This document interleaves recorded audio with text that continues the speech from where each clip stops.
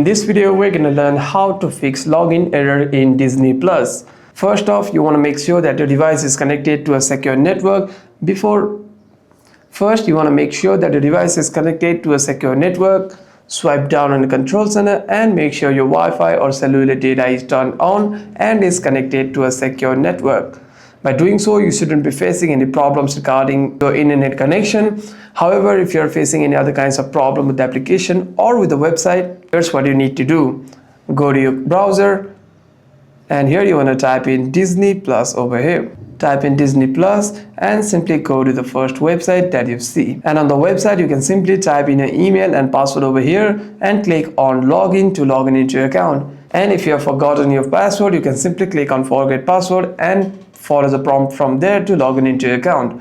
However, if you are facing any problems on the application, you can simply uninstall the application and install it again to solve the issue. And if there are still any problems with the application, you can simply restart your device and open the app again.